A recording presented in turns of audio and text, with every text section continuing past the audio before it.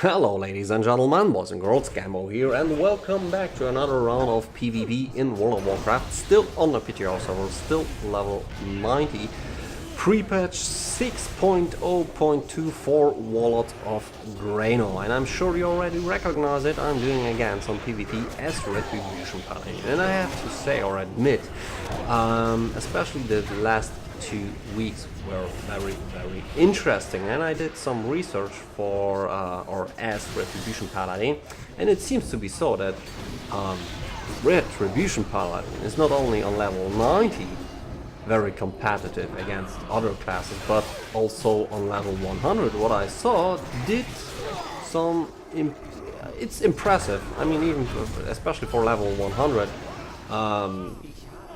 Red Paladin seems to be very strong, and I have to say I like it.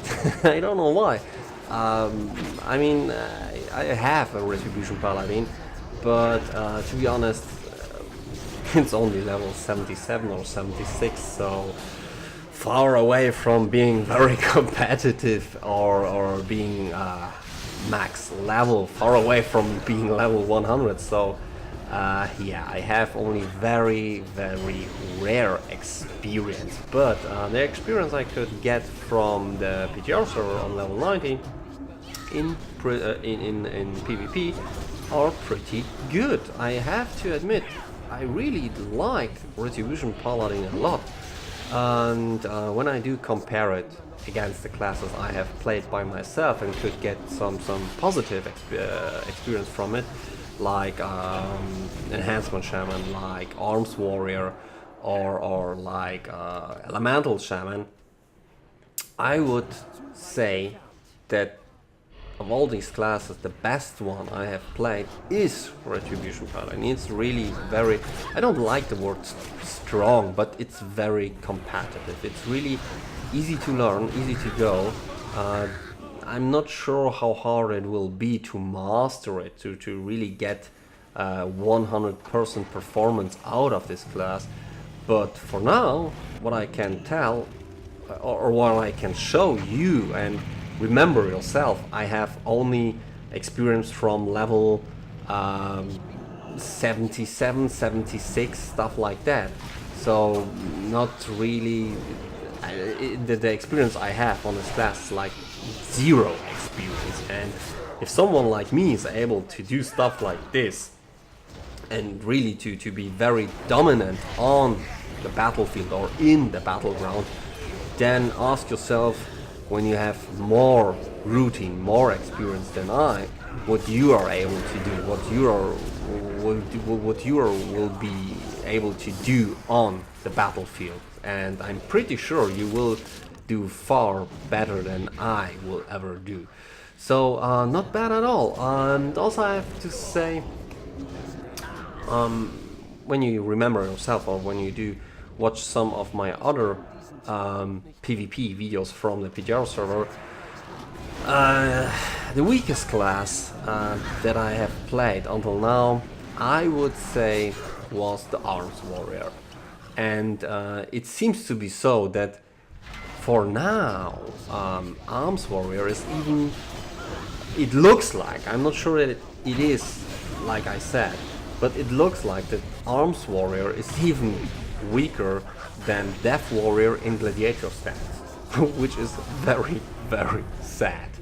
And also Fury Warrior seems to be pretty good when it comes to Warlords of Draenor and PvP, especially with the use of Bloodthirst, because Bloodthirst looks like it gives you a ton of self-heal in PvP, which is not bad at all. I mean, in the past, when we do remember, Fury Warrior Warlords in Mist of Pandaria, it wasn't really competitive. On my own opinion, depending on my own experience, it was everything else than really competitive when it comes to PvP.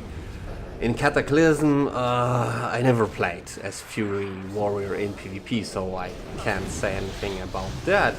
But for here and for now, what I can say, what I have saw, is that Fury Warrior seems to be very competitive. Sadly wise, like I said, Arms Warrior seems to be the weakest of all three specs when it comes to Warrior in PvP, but only time will tell what will happen when they finally will release. And also when it comes to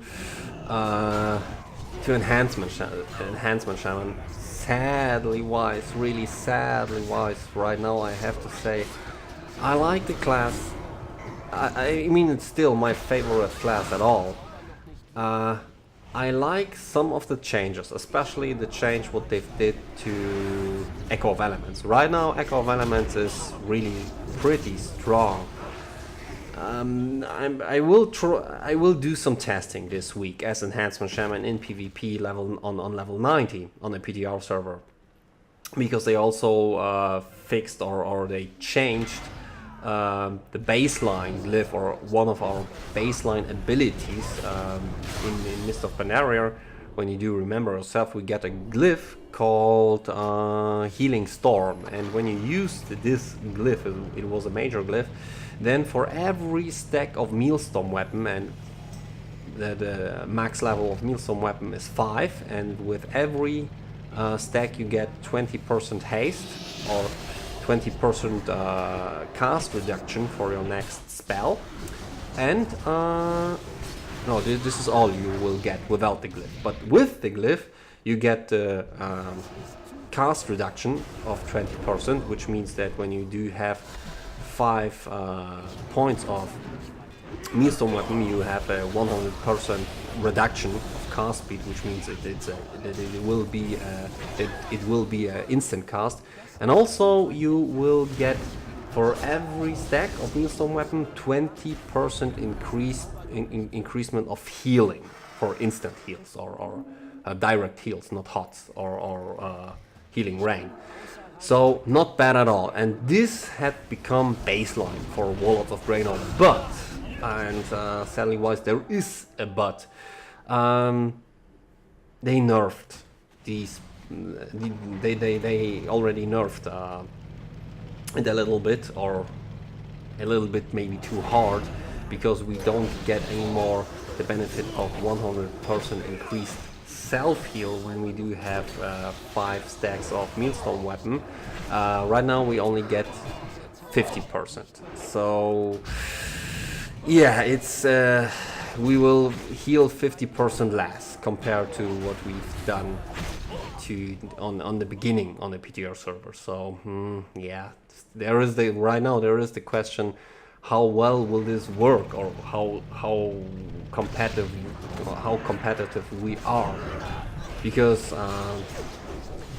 sadly wise, it still looks like in arena or in battlegrounds, when we get focused by 2 guys or 3 guys. I mean, most of other classes will also die when they get focused or trained by more than one opponent. But yeah, right now you will run into some issues with Enhancement Shaman. So yeah, I hope before they release Warlords of Draenor, that Blizzard will give some love to Enhancement Shaman, because right now it's hard. It's not pure Armageddon. Yeah, it's not as bad as it maybe sounds. But I'm concerned. I'm really and honestly concerned about how competitive we will be on level 100 as Enhancement Shaman. For now, I'm not really confident that we will be able to do very good as Enhancement Shaman in PvP, but maybe I'm a little bit too negative. Maybe. We will see. I will do some tests this week, and depending on the test, I hope I will be able to tell you something more positive than right now. But yeah. Enough of this. This is pure speculation from my side, so don't take it too serious. Don't do any terror to yourself because of what I'm saying or what I'm telling you. It's like I said, it's just a little concern that I have, and don't pay too much attention to it. I mean, I will do some testing this week, and then I hope that I will be able to tell you a little bit more, and also tell you something more positive. But enough of that, enough of this concern for now. Also something that is a little bit weird. I run into a few games where I have people which mixed the gear.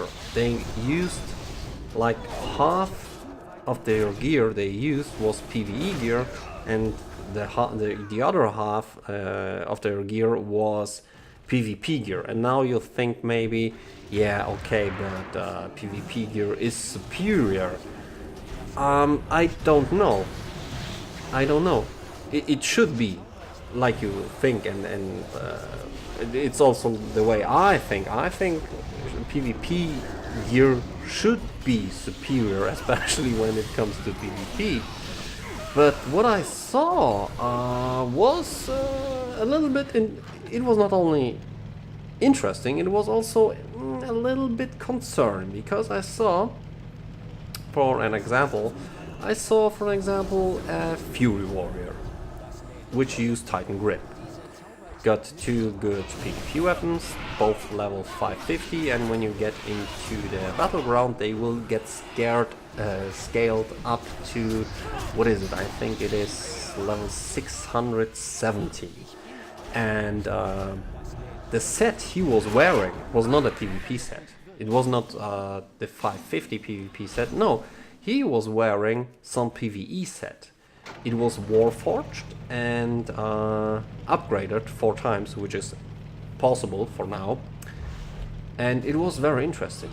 And first of all, when I saw it, I thought, okay, maybe he's doing this just for fun, and let's see how much performance he was able to get out of it. And what was a little bit scary was the fact that this guy did pretty good. He was really like he has beaten some of he was really pure terror on the battlefield, absolutely. And this is the point which for now concerns me a little bit, because I would not like to see that PvE gear is so good, or it's even better than PvP gear in PvP, because this would be a huge disadvantage for most pure PvP players. Yeah, I mean, when you do stumble in someone who has like Warforged, 4-time upgraded PvE gear, then you are in trouble, my friend. You're in big trouble. And yeah, so far I can tell you, this Fury Warrior with 50% of PvP gear and the PvE set gear did pretty well. He did really scary damage to all of our opponents, and this was it was interesting. I mean, okay, maybe this works only for level 90. I don't know. I don't know how it will be on level 100. I'm pretty confident that on level 100 you won't have an advantage in PvE gear, no matter how good the PvE gear is.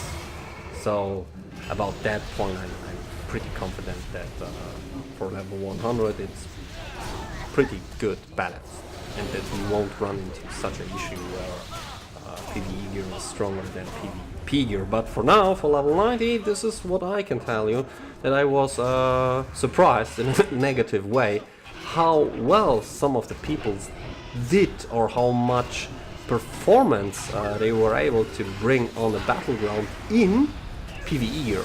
This was really a little bit concerning but it's like I said, it's level 90, so maybe this works in level 90, or maybe this will work for level 90, but maybe you get so many disadvantages disadvantages in PvE gear in level 100 that it absolutely doesn't matter. So yeah, also on this point we need to wait. We need to get level 100, and then we need to experience it by ourselves. But yeah, for here and for now, this is what I can tell you so far. Also, one of my viewers asked me about doing some testing as Unholy Death Knight, and the problem I have, I would like to do so, but the problem I have is I have like zero competitive gear for such testing. I have absolutely no gear which would be competitive enough to do some PvP testing. I have zero PvE gear, or only bad PvE gear on the PTR server. There are no vendors where you could buy it like in the past for just gold, where you could buy the best PvE or PvP gear. So yeah, that's the problem, and the PvP gear I have on the Unholy available is only level, what was it, 520, and on the battleground, or in the battleground, it will get scaled up to nearly 600, because the 550 gear gets scaled up to 670 if I'm not completely wrong. And yeah, without competitive gear it looks like this. You just die. I mean, this was a healing paladin. Normally a healer with competitive PvP gear, or competitive gear for PvP, is pretty hard to kill. It really is. And this guy, or this paladin, in his healing gear, in his very bad PvE gear, is absolutely no match for no one here. I think even a pet would be able to kill this guy. I mean, I don't know how strong these pets are, because you may recognize it also that I'm level 90, but it's like all pets that you will meet, no matter if it's a hunter pet, demon of a warlock, the water elemental of the mage, or what's left, the ghoul of the Unholy Death Knight, they are all level 99, and I don't. Is it just a bug? Maybe it doesn't matter which level they have, but hard to tell. Hard to tell. If they are really level 99 and they're doing some decent damage, then yeah, these pets would be able to kill the healing paladin. So yeah, they would be able to kill him like they will kill me in a second. And now I'm gone. A little bit too much attention for just only one of me, or only one of my kind. So not my best moment, yeah? I'm pretty sure at this. But enough of theory crafting, talking whatsoever. Let's enjoy a little bit more the game. And here we got also what I can tell you. This was really spooky. Last week I did some PvP on my Alms Warrior in it was Altarok Valley, and I run into a Death Knight. It was a Frost Death Knight in Blood Presence, and there were 3 of us, and we tried to kill this guy, but his self-heal was, oh my god, he was unkillable. He was like a T-1000, yeah, from Terminator 2.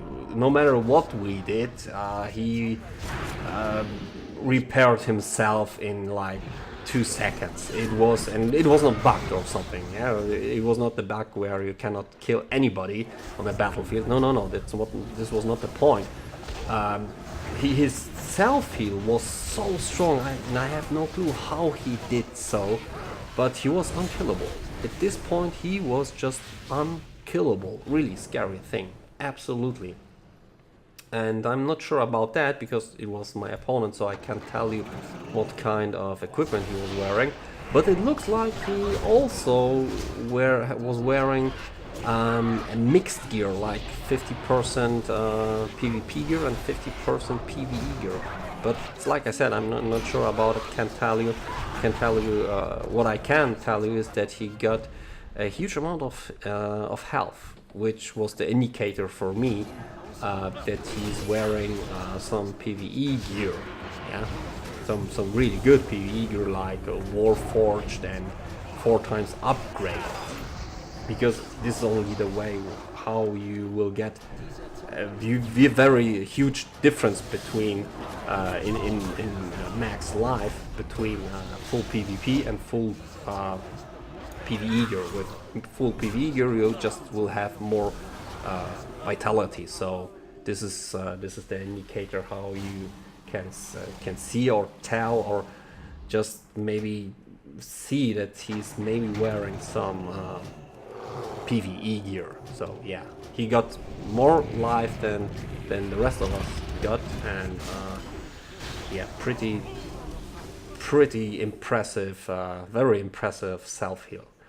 But for now, we're also, you maybe recognize it, we are not only coming to the end of this game, we're also coming to the end of this video, and now I will have my final fight against this rogue. Right now, I have to say, I like it to fight against rogues, because rogues they have some issues with Warlords of Draenor. I don't know how they are or how strong they will be competitive on level 100, but on level 90 I like it to fight against them, especially as Retribution Paladin. So, get my dot up, trying to do as much as possible damage against this guy, and now he's running like hell. So he's down to 50% life, and now, did you see this? He started to self-heal, yeah, and in a second he will attack. Look at this. Not bad, really not bad. Impressive. I am impressed. I have to admit, I am impressed about his self-heal. But even so, he is no match. Not for me, and not for 2 versus 1. So, Rogue, time to say goodbye. Not today, sunshine. He's gone. But ladies and gentlemen, boys and girls, like I said, we are not only coming to the end of this game, we're also coming to the end of this video. So I hope you enjoyed what you saw. Make sure to hit the thumb up button, and also feel free to subscribe to my channel. Thank you for your attention. Until next time, here is MrSupergambo.